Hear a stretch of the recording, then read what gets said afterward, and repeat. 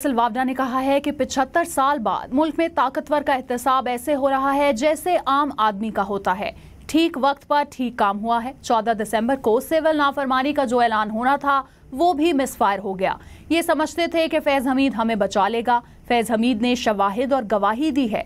मानी पीटीआई को कैसे छोड़ा जा सकता है।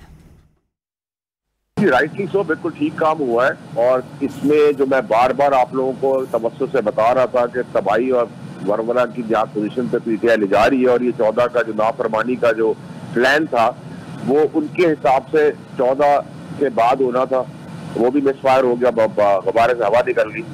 और अब जब ये चार्जशीट हुई है तो अगर चीफ जस्टिस अगर एस्टैब्लिशमेंट के आर्मी के जनरल आसिम मुनीर साहब है हमारे सफा सलार, तो वो उन्होंने एक पाकिस्तान में एक नया नॉर्म पैदा करके दिया है 75 साल की हिस्ट्री के बाद के ताकतवर का एहतसाब वैसे ही हो रहा है जैसे एक आम आदमी का हो रहा है। बालातर नहीं, कोई कानून और पाकिस्तान से ऊपर नहीं है।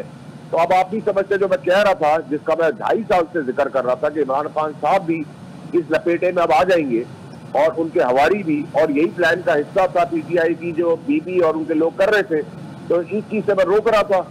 और 9 मई के वाकयात के अंदर जब ट्रायल फैज हमीद साहब को चार्जशीट किया गया है तो आप भी समझते कि उसी के अंदर इमरान खान साहब को कैसे बरी जिम्मा करार दे दिया जाएगा, जब फैज हमीद ने उनके शवाहिद भी दे दिए, उनके ऊपर शहादतें भी दे दी है, उनके ऊपर गवाही भी दे दी है और सबूत भी दे दिए।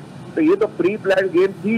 9 मई का वाकया जो हो रहा था, क्योंकि कन्वेंशनल अदालतें नहीं है और बहुत सी अदालतों में इंसाफ होता है, और हमने पैसे देखा है उनके सेटअप के अंदर, और बिल्कुल बिल्कुल जबरदस्त किस्म का इंतजाम होता है।